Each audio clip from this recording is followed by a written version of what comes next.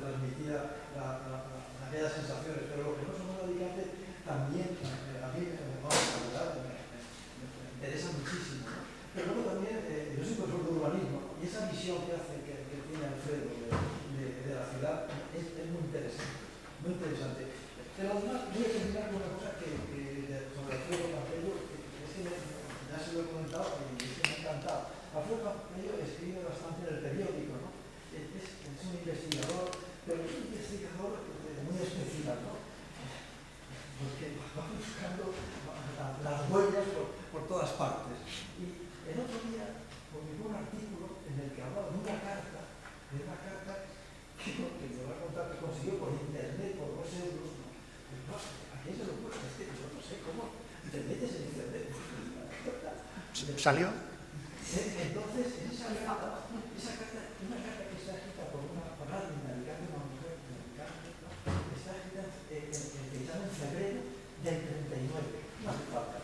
Estamos en estamos en lo que nos vendes de casa. Estamos entonces está fechada la carta en febrero del 39. Fíjense, en febrero del 39, unas semanas antes del fin de la guerra. Y entonces, en esa carta cuenta que se bombardeaba todos los días. Estaban atacando todos los días, bombardeando la ciudad todos los días. La verdad es que es tremendo, es tremendo. Yo no me podía imaginar esto, ¿verdad? Entonces el testimonio que da esta mujer a mí me dejó completamente, de verdad, me pareció algo muy fuerte, ¿no? Muy fuerte lo que pasaba en esta ciudad. Bueno, Jorge y yo les damos la bienvenida y Alfredo nos va a hablar de San Blas. Les recuerdo que el día 9 tenemos la próxima sesión. Muchas gracias. Bueno, gracias a todos por estar hoy aquí. Lo que decía José Ramón de la carta, pues bueno, fue una carta que, buscando cosas de Alicante, te aparece una carta con Alicante, guerra civil, 2 euros. Digo, pues bueno, por 2 euros tampoco vas a perder nada. Y era una carta de una señora, parece, por lo que no está el sobre, solo está la carta de una señora que contaba pues cómo estaba, que por qué no me escribía, y ella decía, bueno, pues te escribo, amiga Emma, porque no te he podido escribir antes, porque es que hay bombardeos continuos y una está en un estado de nervios que no la dejan calmarse para escribirte. Y va contando, pues bueno, cómo es la vida de Alicante en esos días, que ya ni se recoge la basura, ni se limpia, que está toda la ciudad llena de humo porque no paran de bombardear, que no hay nada para comer, que con el dinero tampoco no puedes comprar nada porque no hay nada para comprar. Y bueno, te va describiendo como pues, la dieta que tienen, lo que comen y que bueno, que las casas por ahora están en pie y si algún día la casa se cae y yo no estoy dentro, pues te contaré. O sea, lo cuenta de una forma como ya diciendo, pues es que ya... Y una de las cosas, curiosamente, que menciona es el bombardeo en uno de los bombardeos que habla de San Blas y que bombardean el almacén de vinos de Marcial Samper, que es precisamente el que tenemos aquí, que también es casualidad, que es este es el almacén de vinos, lo pone aquí, ahora luego lo veremos, de Marcial Samper. Marcial Samper era republicano y bueno, huye cuando acaba la guerra, pero bueno, las bodegas Samper siguen estando. Este es el edificio que luego ocupó Muebles Candela, esta es la calle Enriqueta Ortega y hoy es la tesorería de la Seguridad Social. Todo este edificio de aquí, esto es la avenida Salamanca, por aquí, ¿vale? Enriqueta Ortega es esta calle y aquí está la tesorería y la avenida de la calle Cardenal Belluga que sube, ¿vale? Luego lo veremos de todas formas. Veremos también desde dónde está hecha la foto. Bueno, las charlas, bueno, lo que comentaba, las otras charlas dará a conocer un poquito lo de la historia de Alicante, especialmente lo de los barrios, intentando contar cosas que no han contado otros, aunque bueno, nunca puedes evitar contar lo que ya han dicho otros, ¿no? En esta charla, por ejemplo, ya se hizo otra parecida, no solo aquí, sino también en el barrio. No comentaré algunas cosas, sí que serán iguales, otras cosas no. Todo lo que es el tema de manantiales, abastecimiento de agua, la huerta de Valladolid, la huerta de Sueca, toda la zona de los manantiales donde se abastece Alicante, esa zona, no, todo eso no lo voy a comentar. Si eso para otra charla sobre Polígono San Blas y el PAO 1 y el 2, a lo mejor ahí también se puede incluir todo eso. De todas formas hay un plano y veremos alguna cosa. Sí que he querido traer también un poquito lo que es el cementerio de San Blas, comentará algunas cosas muy curiosas, yo también comentaré algunas que me han ido contando, y hablaremos de, bueno, podía haber hablado del Castillo San Fernando, que está entre el límite entre los dos barrios, pero hablaré de uno de los monumentos que hay por ahí, que es la Cruz del Siglo, que nadie conoce, muy poca gente conoce, y nos acercaremos un poquito a verla, ¿no? Y al final, pues como digo, bueno, animarlos a, igual que yo puedo escribir en el periódico, o si alguien puede escribir en los libros de fiestas de los barrios o en un blog, pues animarles a escribir los recuerdos de su infancia, de su juventud o de que le han contado los familiares sobre la vida en su propio barrio, ¿no? Todo esto junto ayuda a construir la historia de la ciudad. Y al final, como siempre, pues bueno, conocer algunos libros que se han escrito, si no sobre el barrio, sobre cosas relativas al barrio. De San Blas, que yo sepa, no hay ningún libro específico sobre el barrio. Ernesto y yo estamos trabajando con El Callejero, pero bueno, hasta que llegue ese libro todavía queda. Bueno, la charla esta es la de San Blas de Santo Domingo, a los pies del Tosal, y la siguiente será el mes que viene, el 9 de febrero, sobre Sagrada Familia. Seguramente meta algún otro barrio, además de Sagrada Familia, otro barrio de la Caja de Ahorros o de la Caja de Ahorros Provincial, ya veremos. Bueno, San Blas, Santo Domingo, que realmente forman ahora un barrio único, pero realmente no es que sean dos barrios, Santo Domingo son dos calles. Ahora están incluidas, pero Santo Domingo sí que es cierto que era independiente como barrio, pero vivía también ligado a la vida de San Blas, donde tenía buena parte de la vida y del comercio, ¿no? Luego lo veremos. ¿Por qué se construye un barrio ahí? Cuando se construye estaba a 2 kilómetros de la ciudad. La ciudad terminaba en la plaza de Calvo Sotelo. O sea, hasta la estación del tren habían casi 2 kilómetros para llegar allí, de la primera zona habitada. Bueno, ¿por qué se construye un barrio? Por la llegada del tren.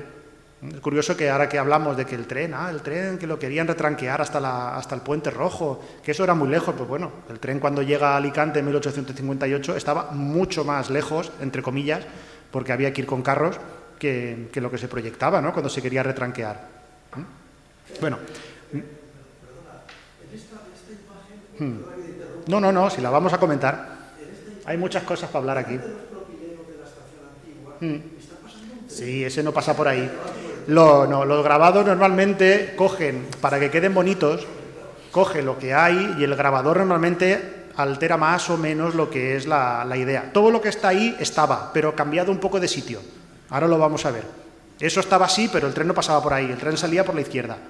Yo pensaba que era el que iba al puerto. No, salía, sí, es el del puerto, pero el del puerto sale por aquí. Pasa que, como digo, el grabador se toma ahí unas licencias que luego comentaremos. Bueno, no existía un barrio. El barrio de San Blas crece a raíz de que se llega el tren. Si no, no hubiera crecido ningún barrio ahí. Ahí solo estaba la ermita de San Blas, aproximadamente donde hoy está la zona del parque de San Blas, el cruce ese de calles, donde está la iglesia. Aproximadamente ahí hubo una ermita hasta el siglo XVII-XVIII, por eso aquello se llamaba la partida de San Blas. Bueno, los accesos no son los que hoy hay. Para llegar hasta la zona de San Blas se atravesaba lo que era el camino La Fuensanta, el camino del cementerio, que cruzaba el ensanche por en medio. Una vez que llegaba más o menos a la altura esta de aquí donde estamos la vista, se despedía el Duelo. Antiguamente se despedía el Duelo, llegaban ahí andando y ya el coche o el carro iba hacia el cementerio de San Blas.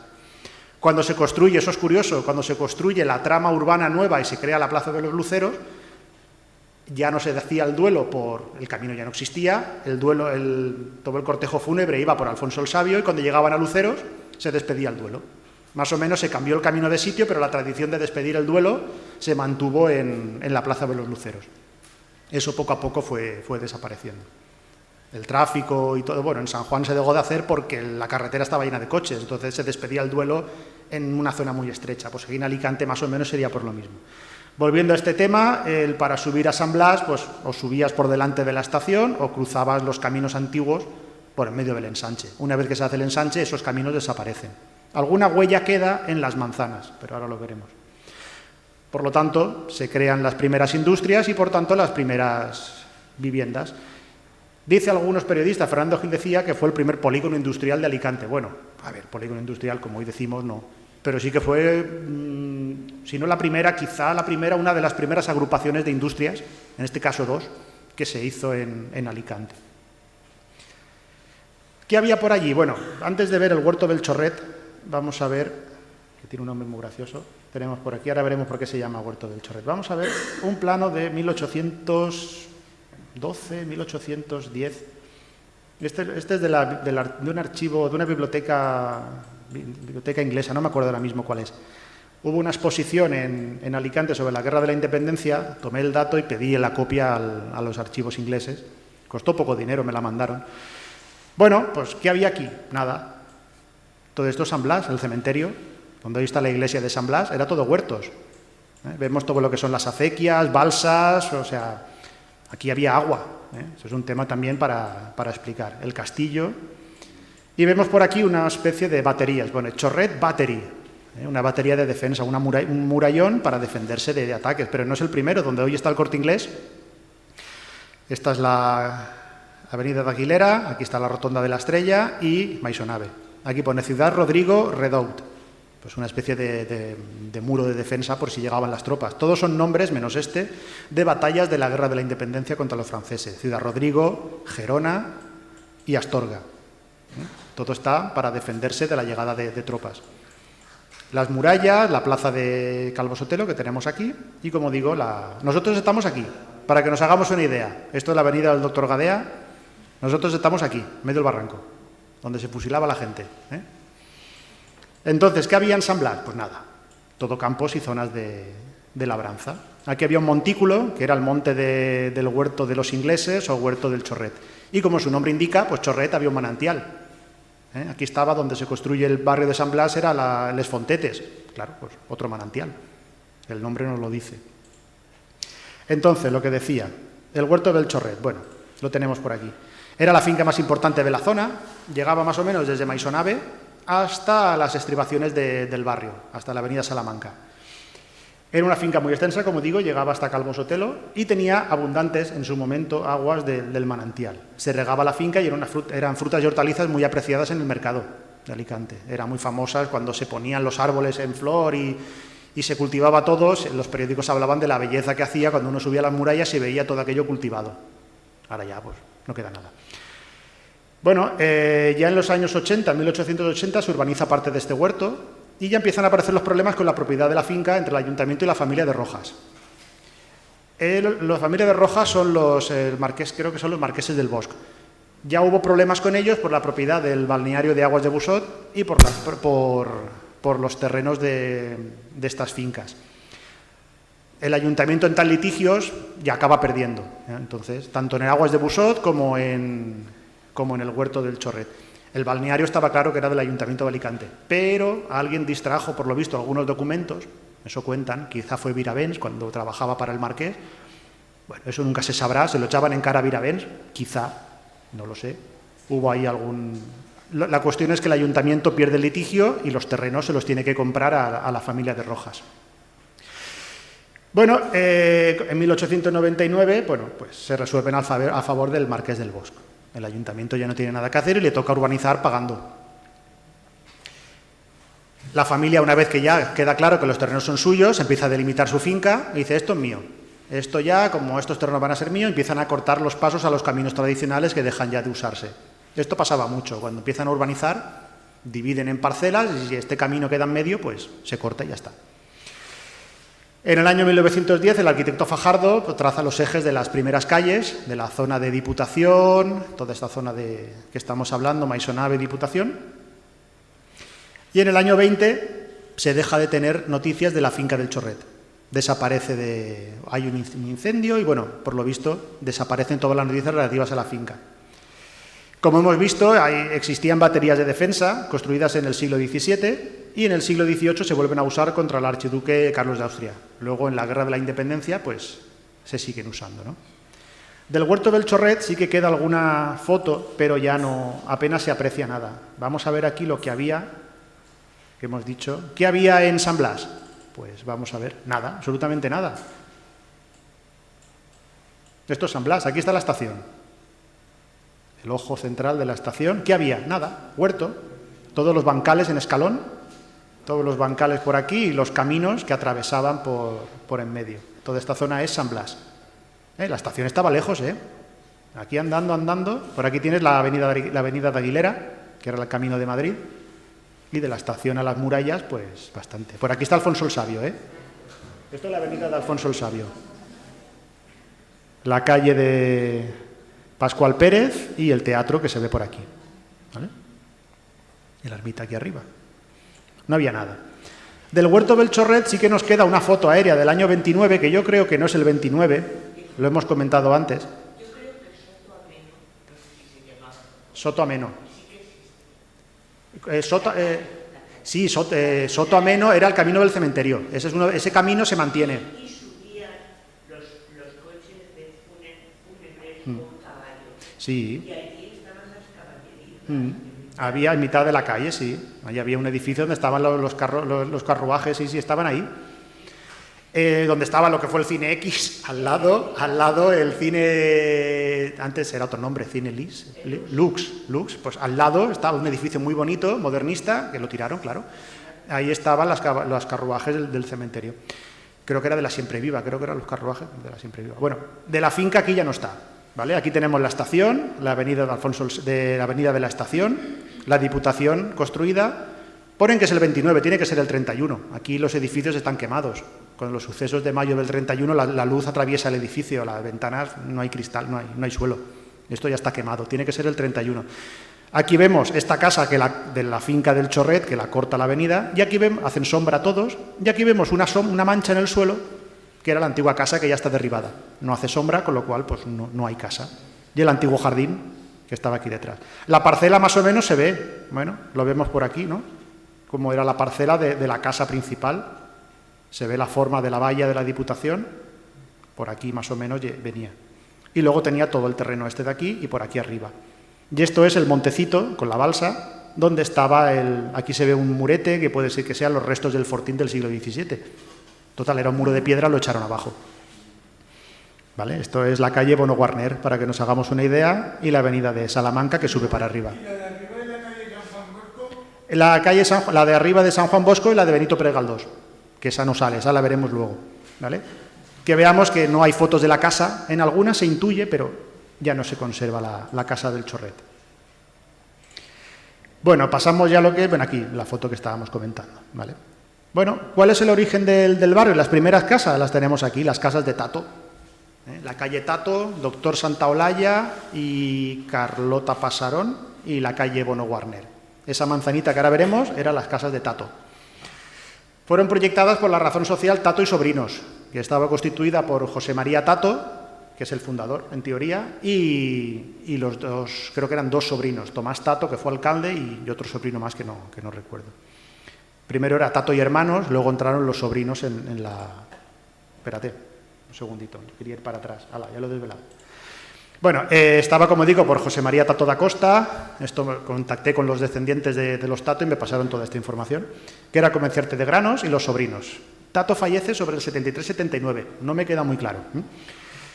Se abastecía lo que eran las casas, se proyectan entre el 68 y el 70 más o menos, y se abastecían de agua del manantial de Les Fontetes. Construyen el barrio en la finca Les Fontetes y bueno, con ese nombre pues agua tienen que tener, ¿no? En el año 77, por lo visto, el ayuntamiento hace unas prospecciones porque está buscando agua para abastecer a la ciudad, que no tiene agua, tienen que buscar una fuente, y por lo visto o pinchan el acuífero y se pierde parte de ese agua, y el barrio solicita que se conecte al abastecimiento de agua potable de la ciudad y se autoriza. Poco tiempo después, yo no sé si a la vez o poco tiempo después, se construye el molino harinero de Tomás Tato. Dentro de la manzana de casas construyen un molino y es una de las primeras industrias del barrio, un molino harinero. Dura poco tiempo, del 79 al 81 hay noticias de ese molino. En el 80, por lo visto, hay un incendio que destruye parte de la maquinaria y se quema por completo el edificio de la harinera. Parece que ya no vuelve a usarse. El año siguiente, en el 81, el edificio sigue usándose para actos políticos de Tomás Tato, que fue candidato a la alcaldía. Y bueno, con la construcción de los nuevos edificios, como ahora veremos, no queda nada de esas casas. O sea, son todos edificios de los 60, 70 y 80 y no queda absolutamente nada. Y aquí tenemos cómo eran las casas. Por suerte, el que diseñó el anuncio para Tomás Tato de su fábrica, oye, pues nos dibujó también el barrio. Hay que agradecerle, gracias a este anuncio sabemos cómo eran las primeras casas del barrio. Y eran así, porque tenemos una foto. Una foto que es un poco indirecta, pero bueno, foto es. A ver, Poveda, Tato. Ya saben por qué hay una calle Tato, ahora hablaremos de ella. Miren, pues sí que hay una foto del barrio. Aquí tenemos la fábrica la industrial de Alicantina de Bono Guarner, que ahora hablaremos de ella. Aquí está el castillo de San Fernando. Y miren las casas de Tato. Pues sí que eran iguales que el dibujo, no lo han falsificado. Eran 40 casas a 10 por lado. Y aquí las podemos ver. Es la única foto que hay, que yo sepa, de las primeras casas del barrio de San Blas. Vamos a ver por aquí. Bueno, aquí tenemos. Vamos a ver si podemos ver esta foto un poquito más ampliada. A ver, aquí. Se ve bien ahí, ¿no? Sí. Vamos a ampliarlo. Esta es la que hemos visto antes. Lo que decíamos, esta es la calle Bono Guarner. Aquí tenemos la estación, aquí abajo, en la estación del AVE, la oficina de correos, que está aquí. Se sitúan más o menos Avenida Salamanca para arriba y Enriqueta Ortega, que está aquí. Aquí falta una calle, Callosa de Segura, que no está. Bueno, pues las casas de Tato eran estas. Mírenlas, aquí están. Pim, pam, pum. Aquí la tenemos. ¿Cuál sería el molino? Hombre, tiene pinta de ser esto de aquí, ¿no? Aquí hay una sombra, no sabemos muy bien, pero tiene pinta de que esto era el primer almacén que se construye en el 68, que sería son todo casitas, ven aquí, y aquí esto parece que es diferente. Quizá estuviera aquí el molino. Esta calle se llamó de la Peregrina. ¿Por qué? Pues no lo sé. Igual había un peregrinaje de trabajadores, no tengo ni idea, pero llevó ese nombre. Bueno, tenemos uno de los orígenes del barrio y vamos a hablar... Dime. No se sabe. Yo no lo he encontrado. Eran los terrenos de la finca Les Fontetes, pues seguramente la propia familia, no sé, yo no encontré la documentación, lanza un proyecto de urbanización de su finca, abrir calles paralelas. Hombre, bien trazado está. Es decir, se pensó, no se hizo a voleo. Esta zona es un poco más anárquica, esta zona de aquí, que se juntan aquí varias cosas, pero todo esto se hizo bastante bien. Y no era zona de ensanche, es decir, tiene que haber un proyecto presentado, pero no, yo no lo he encontrado. Debió venderse por parcelas. Ahora vamos a ver, la familia promovió esta manzana y ellos eran los propietarios de estos terrenos, con lo cual es de suponer que irían vendiendo parcelas. No hay apenas documentación. O sea, venderían parcelitas y luego la gente se construyó. Y luego imagino que los propios Tato construirían también viviendas por su cuenta. Otro promotor de viviendas fue, este no se conoce mucho de él, es Poveda. Tampoco sabemos exactamente cuántas casas construyó, pero fue tan importante como para dar nombre a una de las calles, la que hoy es Cardenal Belluga. Bueno, construyó casas no solo en Cardenal Belluga, sino también en Condes de Soto Ameno, lo que era el antiguo camino del cementerio. En el archivo se conserva 2 casas en el camino del cementerio y una casa en la calle Cardenal Belluga a nombre de Feliciana Poveda. Igual era la hija, no lo sé. Bueno, en 1910 se construyen las primeras casas en el camino del cementerio. La calle Cardenal Belluga llevó su nombre, porque, bueno, él hace la calle, las casas, pues se pone su nombre, ¿no? Eso era muy normal también. Hasta que en el año 27 pasó a llevar el nombre de Cardenal Belluga, que es el que hoy tiene. Bueno, en el año 33 la calle le ponen Francisco Poveda y en el 40 vuelven a dejarle el nombre religioso. Bueno, aquí pongo que la última casa del grupo de Poveda, bueno, la última casa típica, no sé si construida por Poveda, pero del mismo estilo de las que hacía Poveda, se mantuvo en pie hasta el año pasado. Una de las casas más antiguas del barrio, la única casa antigua ya que quedaba en esa zona, fue derribada el año pasado. Y la vamos a ver por aquí. Esta es, imagino que la habrán visto ustedes. Era una cávila de moros y cristianos. Me han dicho que la han derribado. Yo no he pasado. Me han dicho, ya no está. Aquí está la Astorga. Esta casita, si se fijan, era una de las más antiguas del barrio. No sé si esta fue una de las promovidas por Poveda, pero tenía su jardincito delante. Bueno, todas tenían un pequeño huertecito. No malas penas. Fíjense que la casa, por pequeña que es, la han dividido en 2. La ventana, aquí le han hecho una puertecita que cabe una persona ahí de lado, y aquí era una vivienda y esto era otra. O sea, tuvieron que dividirla en 2. Había más en esta calle, cuando yo era pequeño, donde está el horno María Auxiliadora, por ahí había, ya no queda ninguna. Pues esto es lo único que nos queda de las casas de esa época. No sé exactamente si esta fue la de Poveda, pero era de las que se construyen en esa época. Y lo que comentábamos, bueno, los Tato fueron vendiendo parcelas, pues seguramente fueron vendiendo parcelas. Nos falta mucha documentación de ese barrio para saber exactamente cómo fue. Pero al igual que Benalúa o San Gabriel, las calles nos cuentan un poco la historia del barrio. Tuve la suerte, como digo, de hablar con uno de los descendientes de los Tato y de los Cumming y, bueno, pues me pasaron varias información que ya tenemos aquí. Bueno, la calle Tato, ¿por qué se llama Tato? Bueno, ya lo hemos visto, ¿no? Dicen que es por Tomás Tato, realmente es por José María Tato, el patriarca de los Tato, que construye el molino y la manzana. En cambio, la familia dice que es de Tomás. Bueno, puede ser uno de los dos. Yo apuesto más por José María. Bueno, la calle Belfast. Bueno, ahí es donde nace Gaspar White Cumming, que era el esposo de Carmen Tato. Carmen Tato también es una calle, pero pueden ser 3 Carmen Tato diferentes porque todas se llamaban igual. Bueno, puede ser 3 Carmen Tato diferentes, ahí lo dejamos. Carlota Pasarón, la esposa de Juan Ortega. Los Tato y los Ortega y los Gironés tenían vínculos familiares. Enriqueta Ortega, la hermana de Juan Ortega y la viuda de Tomás Tato. Pues es que eran todos familia. Gaspar Tato, el nieto de Enriqueta Ortega y de Tomás Tato. La calle Alcalá, pues Carmen Alcalá, una dueña de los terrenos que se construye la casa y se pone su apellido. La placa pone que es porque querían tener una calle como Madrid, una calle de Alcalá. Realmente es que la dueña de los terrenos se llamaba la señora Alcalá. Bono Guarner, ¿por qué se llama Bono Guarner? Pues lo vamos a ver ahora. Es el impulsor de la fábrica de chocolates, la Industrial Alicantina. Vamos a ver alguna cosa que más quería contar por aquí. Bueno, las calles no las rotura el ayuntamiento. Las calles las rotura la propia familia, al igual que Benalúa. Eran calles del extrarradio, el ayuntamiento pasaba olímpicamente de ponerles nombres. Pues, nace mi hijo, pues le pongo Juan Ortega. Que nace mi hija, pues le pongo Carmen Tato. Que me caso con Enriqueta Ortega, pues a mi señora le pongo una calle. Y así se ha quedado. Pone el ayuntamiento dice, dueña de los terrenos que los cedieron para abrir calles. Realmente era la familia de los propietarios de los terrenos. O sea, ¿que cedería algo? Pues sí, lo cedieron, pero realmente lo ponen porque eran vínculos familiares, eran todo familia y se roturan las calles.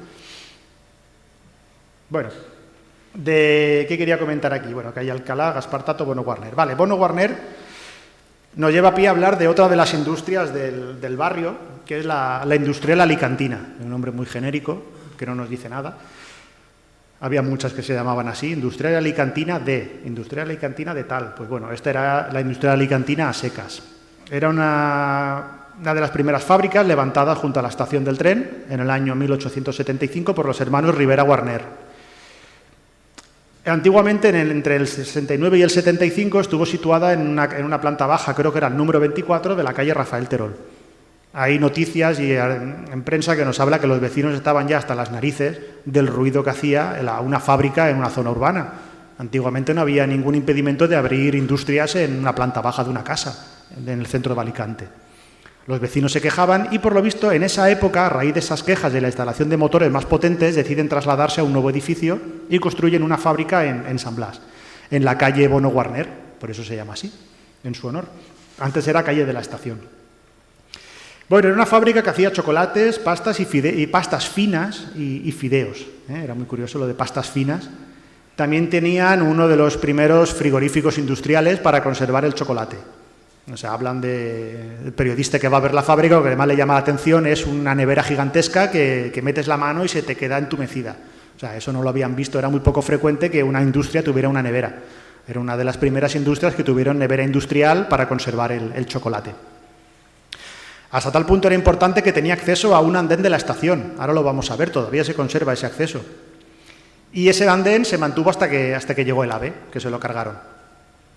La portalada fue desmontada, como ahora veremos, y los restos de la portalada están almacenados en la fábrica de tabacos, ahí están. Siendo concejal, el que hoy es concejal de urbanismo, Adrián Santos, se desmontó esa portalada para colocarla en algún sitio. Pues la cuestión es que se ha guardado y no la han puesto en ningún sitio. Al final, pues como pasa siempre, se perderá. No tiene ningún interés, pero bueno, era una portalada de piedra que en algún jardín puede quedar bien, ¿no? Bueno, la fábrica firmaba como Rivera Guarner Hermanos, luego fue Román Bono Guarner y en la última etapa hijos de Román Bono Guarner.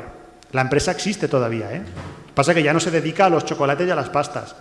En la actualidad, se dedica desde el año 28 se dedica al transporte y creo que se queda especializándose en combustible y yo juraría que se queda con la concesión del transporte de petróleos de Cepsa. Creo que todavía siguen teniendo o la concesión o siguen transportando combustibles de Cepsa. La industria, como digo, hijos de Bono Guarner, sigue existiendo. En los años 80, se derriba todo lo que es la fábrica y se construyen viviendas, que es lo que queda a día de hoy. Como digo, no fue la única industria del barrio. Tenemos también la fábrica de baldosas hidráulicas del mismo Francisco Poveda, que construía casas, Francisco Poveda Antón, que se llama igual Poveda Antón que el archivero del ayuntamiento. Igual es el mismo, no lo sé. Una fábrica de lejías de unos ingleses y otra fábrica de esparto. No, pero creo que la de esparto era la de los ingleses. Además, estaba la fábrica de harinas Magro, ya en la zona de Santo Domingo, que sigue a día de hoy. Ve que sigue a día de hoy, no, que ya no queda, le han derribado todo lo que es el silo, queda todavía un transformador. Y la cerámica del Sol del Prudencio de la Viña, entre el barrio de Francisco Albert y San Blas, que tampoco existe. Bueno, y aquí tenemos, gracias a este grabado, sabemos más o menos cómo era la fábrica. Qué suerte tenemos que los anuncios tanto de las dos fábricas incluyen un dibujito de la propia industria. Lo vemos aquí, es bastante fiel, ahora veremos unas fotos aéreas y es bastante fiel al original.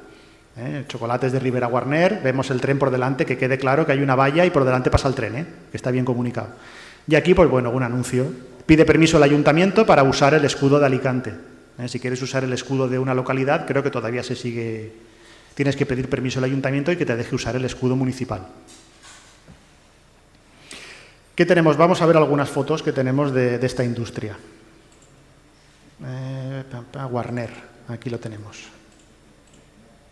Como digo, tenía acceso. Miren, ¿se acuerdan de esta portalada que estaba en la calle Bono Warner? Esa era la rampa, que decía, ¿esta rampa dónde va? Tenían un andén propio para descargar y para cargar y descargar sus materias primas y sus mercancías. Esta foto, mira que he pasado veces por aquí, nunca le saqué foto a la portalada. Esta foto es de Google Maps. Bueno, pues algo es algo. Ahora está así, que digo, hombre, para no hacer nada podías haber dejado las columnas, ¿no? No sé. Ahora se ha asfaltado y es una de las vías, una de las rampas de acceso a toda la zona de la estación. Pero si nos fijamos aquí, esto es antes de la llegada del AVE, tenía sus propias vías y aquí tenemos el andén. Esta es la rampa, que vemos que baja por aquí. Vemos, y aquí tenía el andén, miren. Era largo, O sea, cargaba. Tenía un andén propio para ellos, para las mercancías que iban a la fábrica de Bono Warner. Imagino que las harinas, no lo sé. Y aquí tenemos la foto que hemos visto antes. Esta es la fábrica tenía un jardincito delante, la portalada de acceso, y sí que vemos que tiene los dos tejaditos por aquí y la fábrica delante. Es decir, el grabado que hemos visto, este es bastante fiel. Comentaba José Ramón lo del primer grabado que hemos visto. Ahora que ya hemos hablado de la fábrica, de la estación y de las casas de Tato, podemos irnos a ese primer grabado y verlo, a ver si lo tengo. Pues no lo tengo, sí que lo tengo. Este. No es muy buena calidad, pero bueno, se ve bien. Como digo, los grabados ponían lo que había, pero el grabador se tomaba unas licencias artísticas para que quedara más bonito, ¿vale? Claro, esto era un campo. ¿Aquí qué hace? Pues hace como si esto fuera el Paseo del Prado, Una gente paseando por aquí, mira qué bucólico todo, Aquí parece que hay una balsa, unos árboles preciosos, llenos de árboles por todos los lados, bueno. Tan bonito no era una zona de extrarradio, ¿no? Aquí vemos, sí, el huerto del Chorret, el huerto de los ingleses, el cerro de los ingleses que estaba aquí, unas tapias, vale, esto sí. Y como digo, pues altera un poquito para que quede más mono. Aquí está la fábrica de chocolates, la ha puesto más tejados de los que tiene. Realmente eran dos tejaditos, no era tan bonita. Pero bueno, esta es la industria de la fábrica de chocolates. Aquí parece que hay unas casas, se intuyen por aquí. En el grabado original, con más calidad, se ve mejor. Vemos por aquí que sí, parece que hay unas industrias y unas casas por aquí detrás, más o menos de lo que es las casas de Tato. Esto recuerda al tejado del Hotel Palace, igual se hospedó en el Hotel Palace y bueno, se inspiró en esos jarrones. En varios grabados se ven estos jarrones, Yo creo que eran grabadores que venían a Alicante, se hospedaban en el Palace y el Palace tenía estos jarrones y los ponían siempre en todos sus grabados. O igual es el mismo grabador. Y aquí vemos el tren no pasaba por aquí delante no pasaba, eso lo hemos visto. El tren salía por aquí, bajaba por lo que hoy es más o menos Óscar Esplá, entre las manzanas, cogía Eusebio Sempere y ya se metía en la zona del puerto. Antes de Eusebio Sempere, el tren cruzaba en diagonal todo lo que es la zona del ensanche, pasaba justo por aquí detrás, ¿vale? Luego ya cuando se hace el ensanche hacen la curva de Eusebio Sempere, pero el tren por aquí delante no pasaba. Por eso cuando tengamos un grabado antiguo diremos, es que en este grabado sale así. Este es bastante fiel. Mira, las casas están aquí, ya decía yo que estaban. Todas las ventanitas una detrás de otra, ¿vale? Se me había pasado, yo las vi. Las montañas son un poco elevadas, bueno, te has pasado. Pero bueno, le ha hecho ahí un zoom y he acercado. Pero bueno, no hay que fiarse del todo de los grabados, Seguimos por aquí. A ver, de Warner no me queda nada más, ¿no? Más cositas que tengo por aquí. Dime. con dos anclas. Sí, Es decir, es curioso. el significado marítimo. Coloniales, El significado marítimo debe ser. que se ha perdido, porque cada vez hay Igual es un adorno de... Sí. ¿Era ese el escudo? No, eso es una licencia del que ha hecho. Vamos a verlo por aquí. ¿Las anclas estaban en el escudo? No, eso... Igual que en el de la fachada del ayuntamiento tiene 2 leones. Y eso lo hace pues, para que quede más bonito. Es la marca, aquí unos cañones, unas... Bueno, parecen... No, estos son las anclas. La cadena así del toisón, con el pellejo de cordero aquí abajo, y con las letras antiguas, como las puso las crónicas, al revés. C-I-I-A, Colonia Julia y Licia Augusta. El A-L-L-A se pone con Figueras Pacheco en los años 30. Lo decía porque yo creo que esta ciudad perdió significado marítimo. Claro. Curiosamente, a esta empresa le importaba más el ferrocarril. Podía haber puesto una locomotora, pero el escudo de Alicante lo puso con 2 anclas. Bueno, pues es una licencia del diseñador que lo hizo en... El diseñador era Soler Cirilo Amorós, que es una calle de Valencia, por cierto, no sé. Soler Cirilo Amorós. No sé por qué. Es bonito, ¿eh? Tengo más. Hacían calendarios, ya se hacían calendarios. Estos de trajes regionales. Hacían como la colección de cromos y en cada tableta de chocolate salía por un lado esto y por el otro lado trajes regionales de Alicante de varias provincias. Pero eso se ha hecho hasta hace muy poco. Pues ya lo hacían. La pena también, Alfredo, es que no se recuperará la fachada antigua de la estación. La estación está, bueno, de eso podemos hacer una charla entera. La estación está, aunque no lo parezca, la estación está casi toda. Solo falta las columnas. Lo demás está. Es quitar el granito, volver a dejar las ventanas cuadradas a rectangulares y colocar columnas dóricas, que es lo más básico que hay. 2 cilindros, son 11 cilindros, de arriba unos adornos y un frontal. No hay que hacer nada. La estación está prácticamente al 80%, según el propio ayuntamiento, entre el 80 y el 90% de la estación antigua se conserva. Pintada, enmascarada, pero estar está. ¿Qué es el porcentaje que falta? Las columnas de la fachada, únicamente. Bueno, seguimos con San Blas, vamos a ver, hemos visto ya lo que es la fábrica de chocolates de Bono Guarner y vamos ya a la otra parte que nos queda del barrio, que es Santo Domingo. ¿Saben dónde está Santo Domingo, no? Coge la avenida de Adolfo Muñoz Alonso, que ahora se llama Antonio Martín Trenco, hacia el Paso a Nivel, donde estaba el Paso a Nivel antes. Todas esas casitas que quedan ahí de planta baja, donde estaba Harinas Magro, La Colmena, toda esa zona, eso es el barrio de Santo Domingo. ¿Quién lo construye? Pues un tal Domingo Lillo. Parece que era este. Hay varios Domingos y, bueno, puede ser... Domingo, dice... Gonzalo Vidaltur, que se equivoca bastante, que era Domingo Lillo el constructor del barrio. Sí que existe un Domingo Lillo, así, natural de San Vicente, en esa época, que era constructor de casas. Bueno, igual es él, no queda muy claro. Pero este es un Domingo Lillo que vivía en Alicante y construye casas en esa época. ¿Cuándo se construye? No queda claro tampoco. Parece que en la segunda mitad del siglo XIX para los trabajadores de la estación. Todo plantas bajas. Y solo tenía 2 calles, Santo Domingo y Asunción. Asunción era familiar de Domingo. No sabemos si era la madre, la hermana, pero se ponían los nombres entre ellos. No sabemos quién es. Dicen que Asunción era deuda del señor Domingo. Deuda, pues familiar. No sabemos quién es. Yo no lo he encontrado. ¿Cómo se llamaba este barrio? El barrio La Ruina. ¿Por qué? ¿Porque estaba en ruinas? No. En valenciano la ruina es el escombro. Igual que cuando se habla de la piedra, cuando hablas de la piedra no es que haya una piedra, hablan de la grava. Si hablamos de ruina, en valenciano la ruina es el escombro. No solo porque se echaban escombros en aquella zona, sino porque también todo el material sobrante ferroviario, del balastro y carbón y material que se tiraba, pues era como escombro, era ruina. Le crecían luego los matorrales y al final pues eran escombros. Pero el barrio no estaba en ruinas, Era por el escombro que se vertía por allí. Bueno, la última casa servía de acceso a la finca Villa Teresa, que era donde vivían mis bisabuelos. Y hasta su derribo pues conservó la portalada de acceso de la finca Villa Teresa, que ahora vamos a ver. Cuando llegó el AVE, esta casa la tiraron. Fincas importantes de la zona, bueno, el Huerto de Arques, que estaba frente al colegio Calvo Sotelo, que hoy se llama Pintor Sorolla. Villa Teresa, que todavía está, de la familia Fajardo. El Baset, que también era de la familia Fajardo. La Molineta, que era de los Espinosa de los Monteros.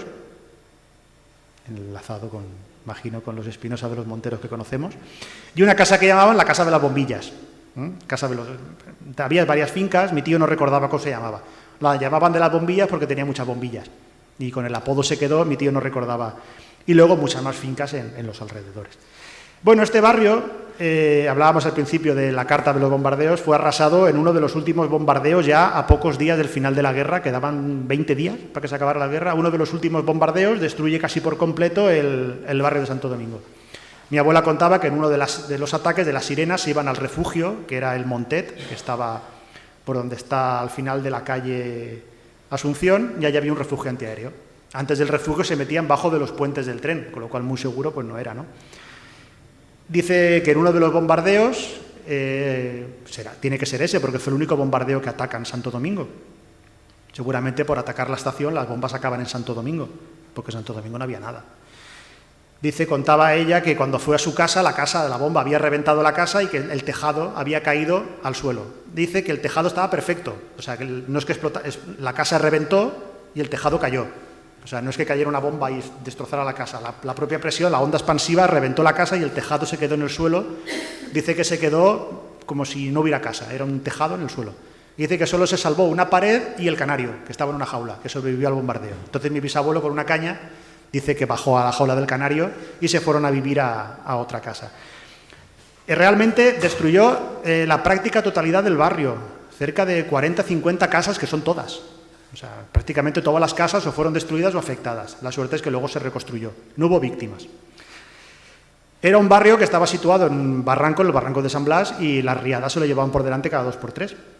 También contaba mi abuela, y luego se contó en una de las charlas que hicimos sobre, no recuerdo qué, sobre la riada del 82, que el huerto de los Fajardo, que estaba detrás, se inundaba, y cuando el huerto de los Fajardo se llenaba de agua, pues el agua tenía que salir por pendiente por algún sitio. ¿Qué hacía? Reventar uno de los patios de alguna de las casas, y la casa que se llenaba de agua pues se lo llevaba todo. Mi abuela también contaba que es una de las riadas, pues bueno, el agua entró por una de las casas, reventó y se llevó a una de sus amigas, que se la llevaba el agua. Eso era bastante común. En los años 60 se produce una inundación, y en el 82 se produce una de las más importantes, que bueno, sí que es verdad, estábamos en esa charla. Lo comentó que hubo una víctima, una señora de 93 años, la única víctima que hay de esa riada en el barrio, era una señora de 93 años, que era Amanda Torralba, que vivía en el único hueco que queda en la calle Santo Domingo. Hay un callejón peatonal, y ahí estaba su casa, y ahí fue la casa por la que reventó la riada. Casualmente, pues la señora, se fueron todos, pero la señora estaba allí muy mayor, reventó la tapia y se la llevó. Apareció en el paso a nivel. Y bueno, se quiso dejar ese hueco pues ya como zona de desagüe del huerto de detrás, y hoy se ha quedado como un paso peatonal sin nombre. Es una calle que no tiene nombre. Hombre, quizá darle el nombre a la señora de recuerdo a lo que pasó, pues quizá pues sería interesante. También la única señora que quedaba en el barrio viviendo allí con la riada, pues le tocó a ella, la pobre. Del barrio de Santo Domingo lo tenemos aquí. Lo vemos perfectamente, aquí no hay que ampliar. A ver si va el cursor, creo que sí. Aquí vemos lo que es vamos a hacerlo con esto, porque... Uy, puntero láser. Es que así sale para que lo vean desde casa. Bueno, aquí acaba el pintor Gisbert. Se acaba, aquí un poco malamente. Tenemos todo el barranco, que miran todo el arrastre de aguas, cómo baja por aquí el barranco. Toda esta es la zona que se inundaba y reventaba. A la señora pues reventó por aquí. Más o menos por esta zona reventó en el 82. Esto eran unas tapias. En cuanto se llenaba esto de agua, el huerto tenía que desaguar por pendiente por la zona más débil. Pues la primera tapia que reventaba, por ahí salía el agua. Aquí estaba Villa Teresa, que sigue estando, con sus pinos, y el camino de acceso con la casa del paso a nivel, donde vivían mis bisabuelos, donde nace mi abuela. Y aquí está la casilla del guardagujas, y del guardagujas, ¿no? del que controlaba las barreras. Y bueno, también algunos antepasados también vivieron en esta casa. Y aquí tenemos los Harinas de Magro, que el silo, por lo visto, no está construido aún, desde los años 50. Vemos que son 2 calles, más que nada, no hay nada más. ¿Vale? El Montet, esto es lo que llaman el Montet, que ya no existe, y aquí es donde estaba el refugio antiaéreo. Mi abuela decía que al final de la calle Asunción había un monte y había un refugio. Pues aquí está, este era el Montet que llamaban. Y las fincas, bueno, exactamente ahora mismo no sabría decir los nombres de todas, sí que sé que esta es Villa Teresa, y alguna sería pues la Casa de las Bombillas, y otra sería el Huerto de Arques o la Casa de los Espinosa de los Monteros. Espérate, ¿se ha ido? Sí.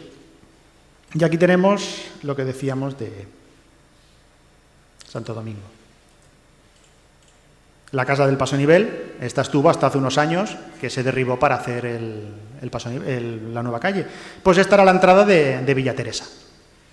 Aquí la tenemos. Esta era la casa de mis bisabuelos, por ahí quedaba un árbol que plantó, que ya no está. Y aquí vemos que el Paso Nivel está cerrado. Ya no hay Paso Nivel. Y Prudencio de la Viña tenía la fábrica por aquí, más o menos.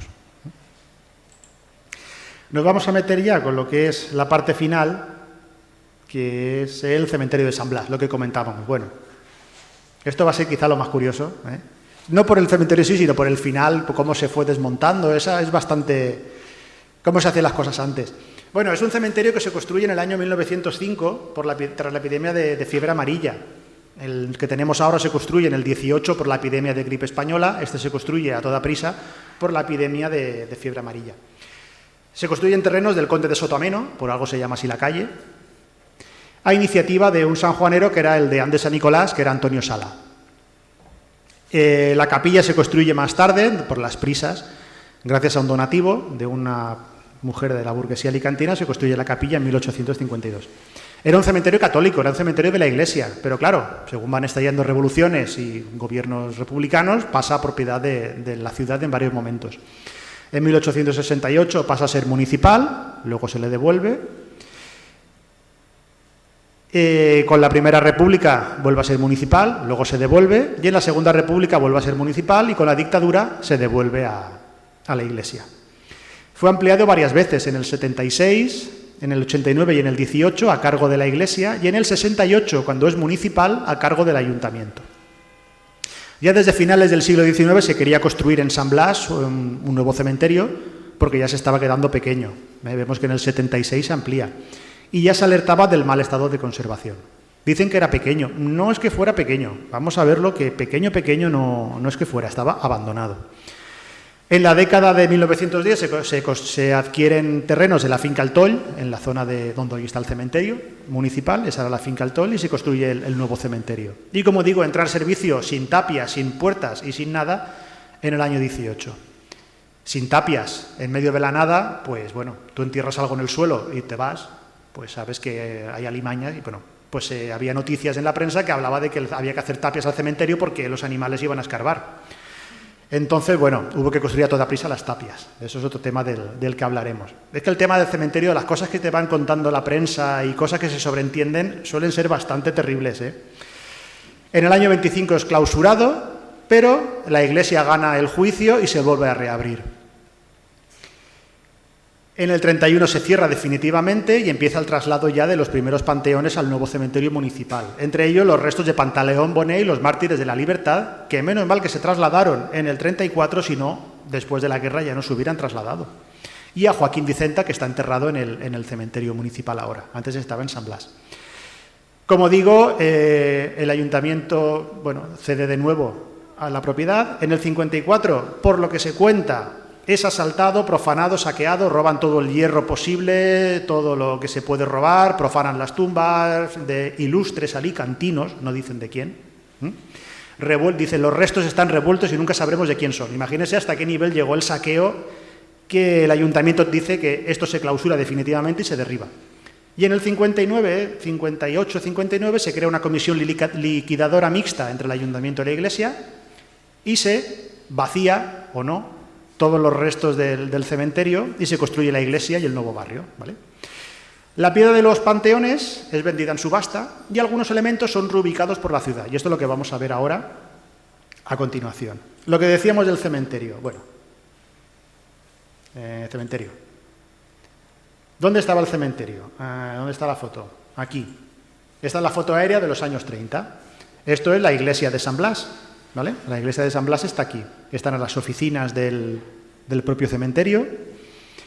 Tenemos el cementerio, aquí tenemos el cementerio protestante y la zona de aquí, esta de aquí detrás, parece ser que era la del cementerio de los que no estaban con la iglesia. Suicidas o gente no bautizada o bueno.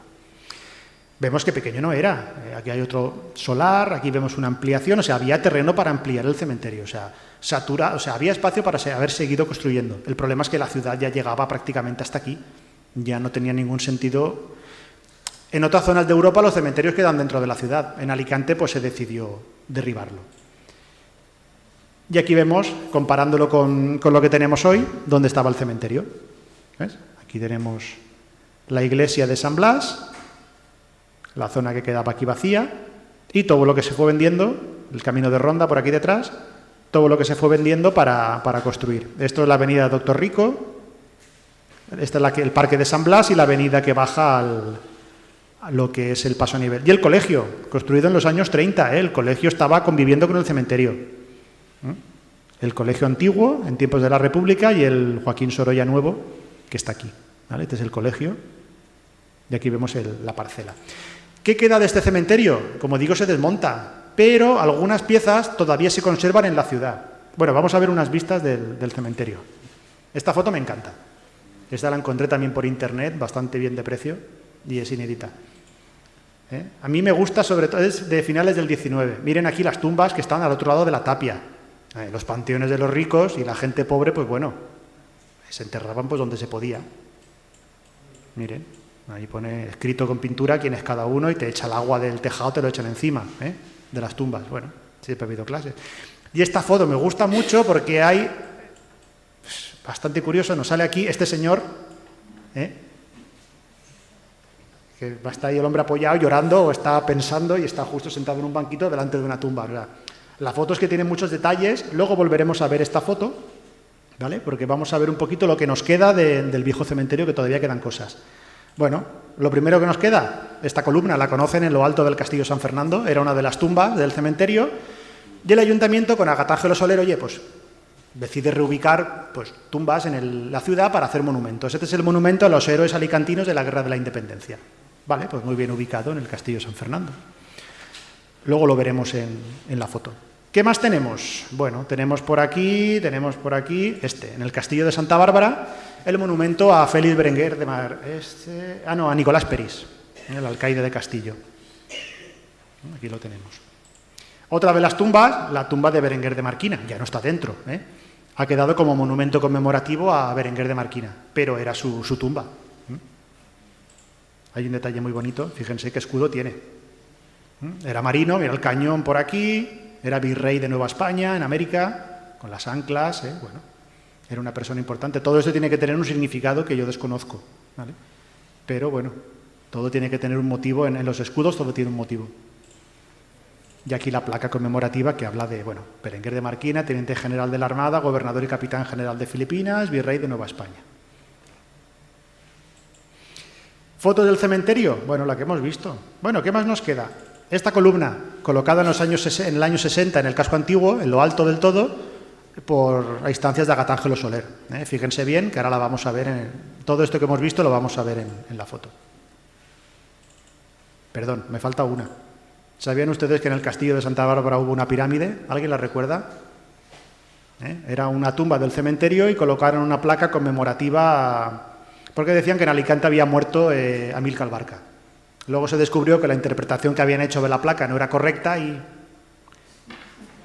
se deshicieron del monumento. Fíjense hasta qué punto se deshicieron del monumento, que hace un año o dos apareció un resto de la placa tirada por lo alto de la muralla. Pues bueno, no apareció en medio de los pinos. Es la placa de... Luego se descubrió que habían interpretado mal la placa y dijeron, quita esto. Esta foto me la pasaron de la tumba recién colocada en lo alto del castillo. Sería una tumba masónica, vamos. Tiene que serlo. Tengo por ahí el nombre de quién era ahí enterrado. Luego la puerta la taparon con una placa y ya está. Pero era una pirámide que, oye, hubiera quedado bonita colocada en otro sitio, ¿no? Pues no se sabe dónde está. Tampoco se sabe muy bien cuándo se tiró. Y esta es la foto que mire, la que decía yo. ¿Qué tenemos por aquí? La pirámide, mírenla. A ver que amplíe. ¿La ven aquí? Con una bolita arriba que no tiene ahora. Bueno, que no tuvo. ¿Vale? Por aquí. Este jarrón no es. Se parece mucho, no es. Esto es otra pieza. ¿Vale? Vemos por aquí algunas de las columnas. Bueno, a ver. Igual es esa, pero vamos, es idéntica a la columna que hemos visto en el casco antiguo. La cruz no, pero el fuste es el mismo y la base es la misma. La reaprovecharon del cementerio para poner una columna conmemorativa. Y lo que comentábamos antes bueno, esta foto no tiene desperdicio. La colocación de la primera piedra de la iglesia de San Blas. No, la foto la encontré por €1, creo. No ponía, me pongo a mirar, digo, esto parece... Y sí que es, sí. Nos vamos a acercar un poquito para que veamos los detalles, porque está llena de detalles. Bueno, lo más importante, la primera piedra, que para eso es la foto de la primera piedra, ¿no? Vemos por aquí piedras, gente que se está arrodillando, gente que está empezando a arrodillarse para la misa de campaña. La gente, un señor sacando fotos encima de los restos de los panteones, de la piedra, armaduras de la cimentación del edificio, la madre ayudando a los niños a saltar la zanja. Seguridad vemos que no hay ninguna, eso de seguridad, eso no. ¿Qué más fotos tenemos por aquí? Bueno, la misa de campaña se va a hacer aquí en uno de los laterales de los panteones que quedan en pie, todas las piedras amontonadas aquí delante para ser vendidas a peso, la cantidad de panteones que se perderían. Los coches de la época, el trozo de tapia roto, la primera piedra, la gente, hombre, hay que coger los mejores sitios, ¿no? Encima los sillares. La señora aquí agarra al marido, ella más alta, para estar a la misma altura y poder ver lo mismo. Este señor también haciendo equilibrios entre dos piedras. Bueno, esta foto es buenísima. Esta foto es muy buena. No sé si hay algún detalle más, no se ve así. Y había gente, había mucha gente.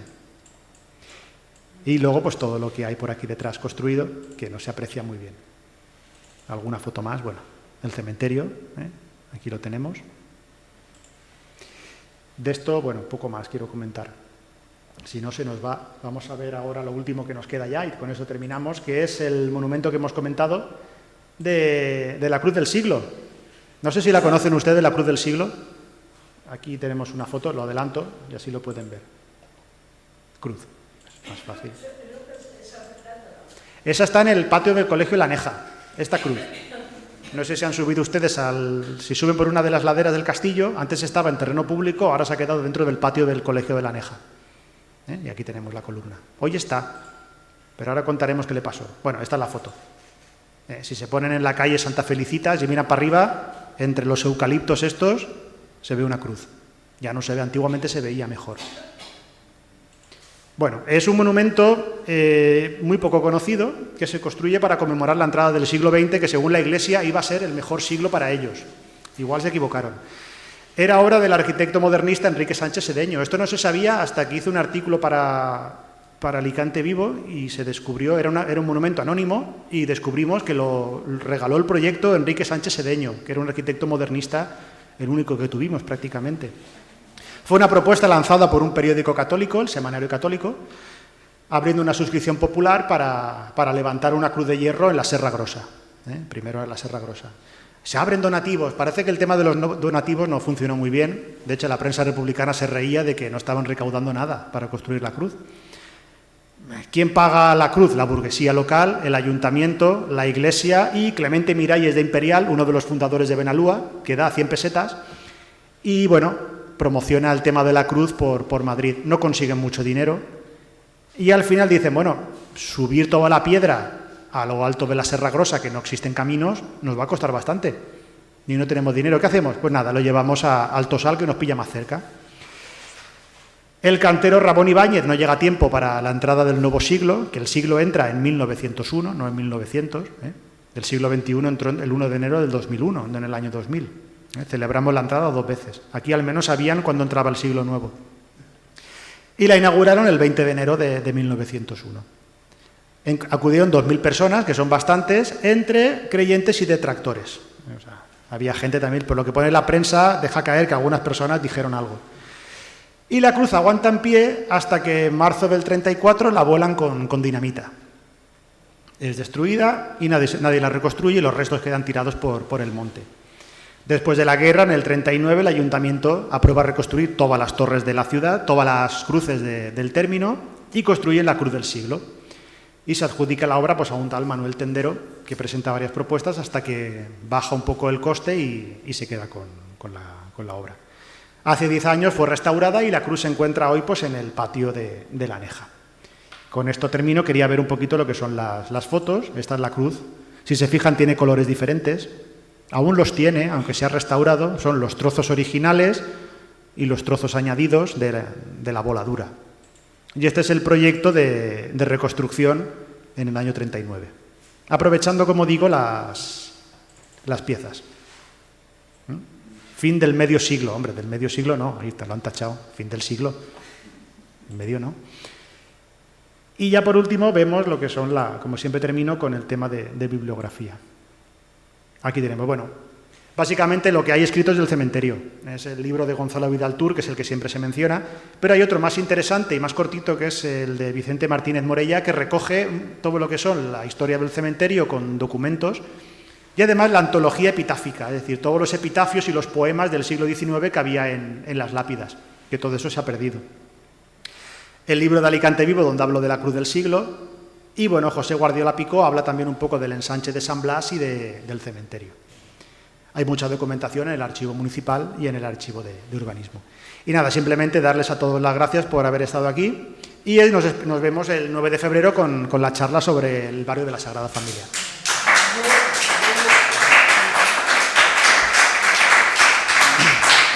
Pero creo que tenía usted unos comentarios muy buenos que ha hecho antes sobre el cementerio de San Blas. Yo tengo más, yo tengo más. No, fue así, era todo... Claro. Porque nosotros íbamos a jugar. Así. Bueno, pues íbamos a jugar allí todos los chiquillos y ya en el Castillo de San Fernando, y como no habían coches, porque es que no habían coches, jugábamos al 3 en raya en las 4 esquinas de las calles, o sea, para que se hagan una idea. Y entonces, claro, pues al cementerio tenía su morbo, tenía su cosa. A ver quién se encontraba algún hueso más grande que el otro, o a ver quién se encontraba alguna calaverita que otra. Y se encontraban, estaban allí, a la vista de cualquiera. Y entonces, eso parece mentira, parece que es eso. Al final, pues hicieron bolsitas con un apaño y la gente iba y pedía una bolsita, pues nada, pues eran los restos de mi difunto, yo qué sé. La comisión liquidadora fue así, reclamaba los restos, un saco y al nuevo cementerio. Pero lo hicieron así, hasta que al final pues decidieron, debajo de la iglesia, dicen, sí. hay una cripta, a donde allí se puso pues todo el resto. Los restos no reclamados fueron a la cripta, entre ellos Maisonave, Maisonave, José María Muñoz, mucha gente importante que no fueron reclamados, acabaron ahí en la cripta, y los religiosos que estaban enterrados en la iglesia del cementerio, a otra cripta al lado en la iglesia de San Blas. Los que no veían a Dios, eso daba lo mismo. Es que el cementerio era un desastre, o sea, estaba en ladera, cuando llovía arrastraban las tierras de la fosa común y salían los huesos y bajaban los huesos. Pero no solo eso, sino incluso cuando se decide cerrar el cementerio y empezar las fosas para hacer los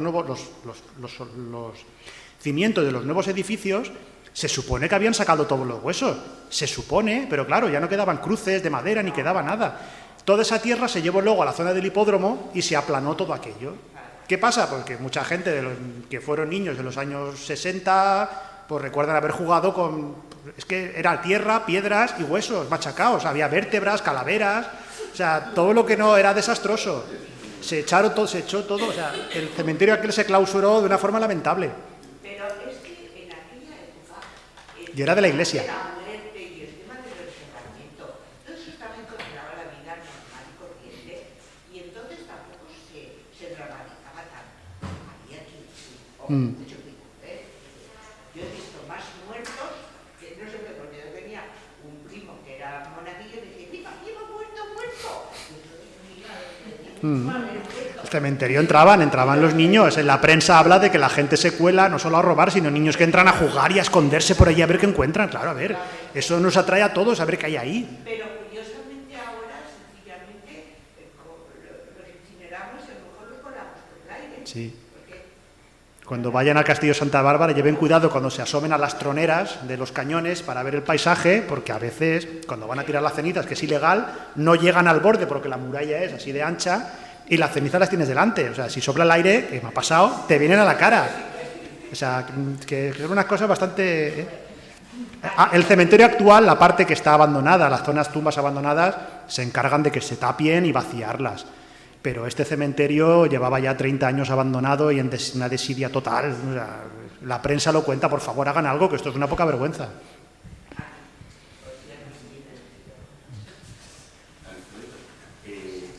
En el barrio Santo Domingo, detrás, en el cerro ese que tú has comentado... Sí, espera, que vamos para allá. Que eso desapareció. Sí, se aplanó. Bueno, ¿ahí no había una fábrica de juguetes cerca? De Payá, sí, Claro. Payá tenía una fábrica de juguetes por aquí. No te sé decir ahora mismo dónde, pero había una fábrica de juguetes Payá. A ver, lo digo porque yo fui al Colegio de los Salesianos del Polígono, ¿no? Y las actividades de Sí. gimnasia era hacer una carrera rodeando ese cerro. Y entonces encontrábamos restos de plástico de los moldes de De juguetes los Payá, moldes sí. de ahí. Sí, allá había una fábrica de juguetes. Sí. Aquí no están. Estaban más a... Sí, Aquí más no se arriba ven. están en la foto, sí. Aquí tengo bueno, una foto del barrio entero, que no la hemos puesto. ¿Dónde está? Aquí, barrio. Este es el barrio entero Sí. para que nos hagamos una idea. Este es el camino del cementerio, que está aquí arriba, Condes de Sotoameno. Alfredo, el barrio este del siglo 19. Los Tato construyen el primer grupo de casas, la familia Tato, y empiezan a crecer. XIX. Sí, sobre el 1870, por ahí, más o menos, aproximadamente.